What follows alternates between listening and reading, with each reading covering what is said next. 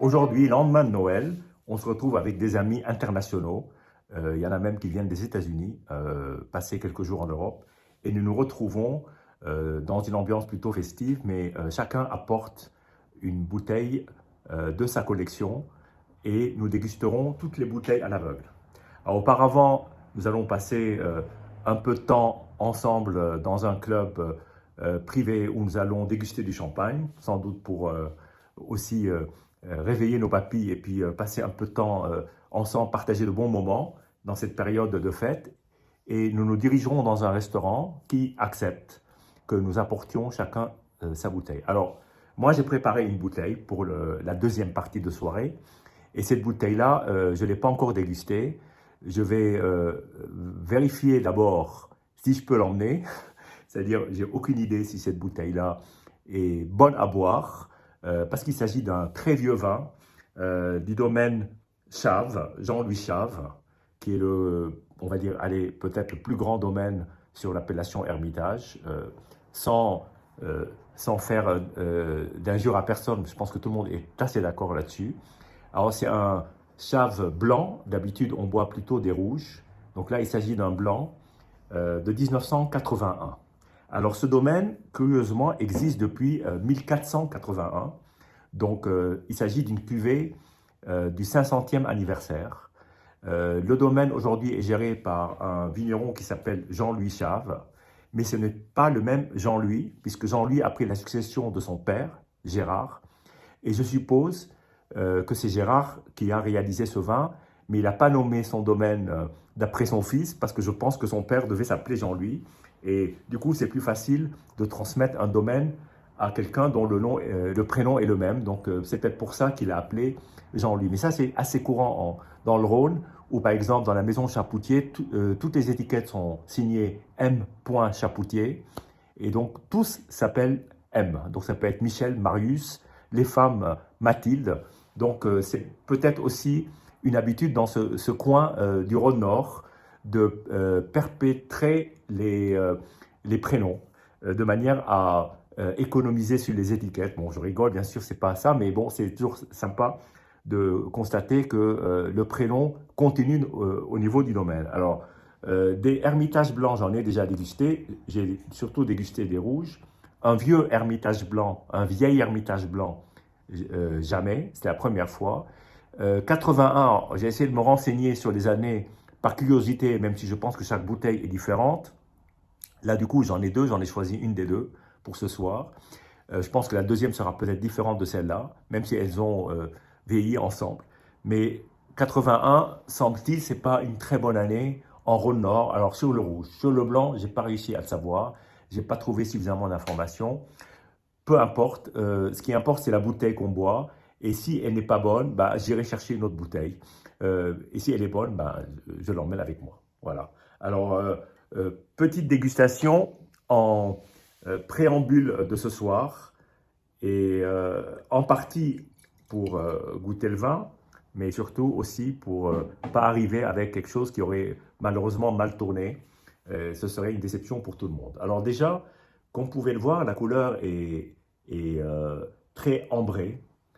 Ça ressemble à du thé, mais ça, c'est pas étonnant pour un vin de cet âge-là. Donc, ça ne donne aucune indication sur l'état du vin.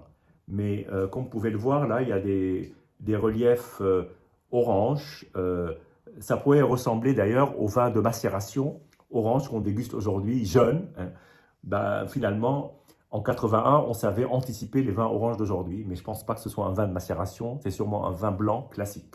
Donc deux cépages, Marsanne et Roussanne, qui sont les deux cépages du Rhône-Nord en dehors de Condrieu, toute l'appellation Château-Grier, Condrieu, où c'est le Vionnier qui est roi.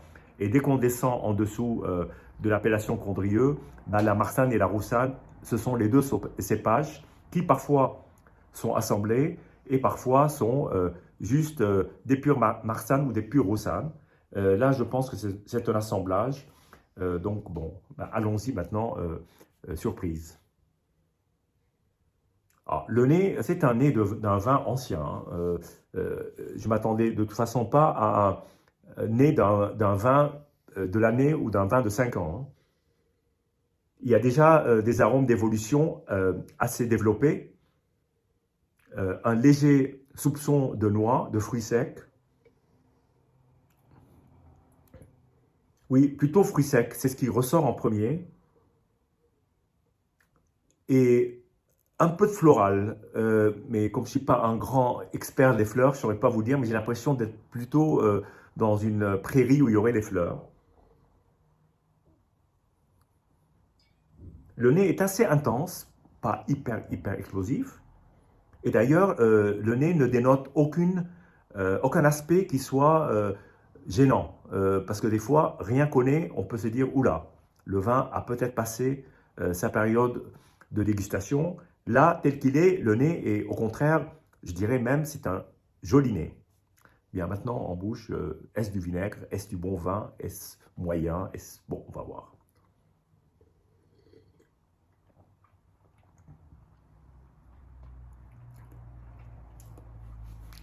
Bien, alors maintenant, je vais vous parler avec mes mots, parce que mes mots ne ressemblent pas aux autres.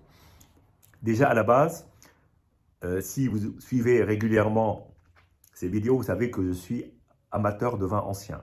Certains me disent d'ailleurs, mon ami Martial me dit souvent que j'ai une résistance au vin ancien, une résilience qui dépasse ce que lui, en tout cas, et certains qui connaissent, peuvent atteindre. Moi, en l'occurrence, je me sens à l'aise dans les vins anciens. Mais celui-là, je dois dire que ce n'est pas le côté vin ancien qui demande énormément d'efforts pour l'apprécier. Donc, ça, c'est un bon point. C'est un vin qui déjà provoque quelque chose d'assez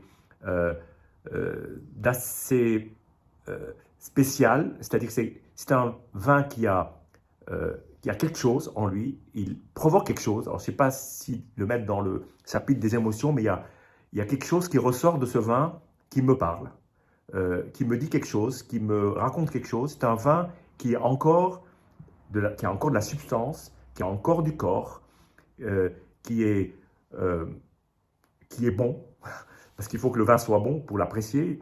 Ce n'est pas non plus un exercice intellectuel, c'est un exercice de dégustation, de plaisir. Et là, je trouve qu'il y a un plaisir. Dès l'attaque, l'attaque est assez fine, plutôt bien équilibrée. Ensuite, il y a des aromatiques. Alors, je vais essayer de regoûter parce que en une fois, c'est difficile de tout capter parce qu'il y a plein de choses. Mais je sens à la fois, je retrouve ce côté fruits secs et puis je trouve aussi une légère acidité, mais qui est très subtile et qui est juste derrière la robe qui, elle, est assez présente, assez parlante. Elle est là. C'est quelque chose qui ne vous laisse aucune amertume, aucun goût d'un vin qui aurait tourné. Alors on est très loin de parfois ce qu'on peut trouver avec malheureusement les vins blancs plus qu'avec les vins rouges, quelque chose qui aurait tourné au vinaigre, parce que trop d'oxydation n'aurait pas tenu avec le temps. Il n'y a absolument rien de tout ça. C'est un vin qui a une finesse, qui a un corps, encore, qui a un peu de mâche, pas d'étanin, mais un peu de mâche, et c'est un vin qui s'exprime assez sincèrement et assez directement. Bon, maintenant, deuxième gorgée. Alors, évidemment, la deuxième gorgée va être différente de la première, parce que j'en ai pas mis beaucoup, et puis c'est un vin frais qui est en train de se réchauffer, et puis il y a d'autres arômes qui vont ressortir.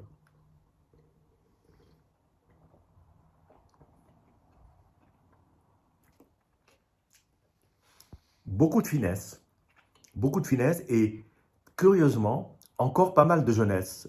C'est comme un, un jeune adulte qui a déjà les cheveux gris. On sent qu'il y a un côté, on va dire, qui a de l'âge. À l'aveugle, je ne sais pas si j'aurais imaginé qu'il aurait 44 ans. C'est quand même beaucoup pour un vin blanc du Rhône-Nord. D'habitude, on les boit beaucoup plus jeunes, 10 ans, 15 ans, 20 ans maximum. Là, je double pratiquement l'ancienneté. Et pourtant, il y a quelque chose de vraiment très parlant dans ce vin. Il y a une grande finesse, il y a un bel équilibre. Et puis, à la fin, on a l'impression que tous ces aspects qu'on note au moment de la dégustation, même une très légère salinité, se regroupent avec une fin assez harmonieuse.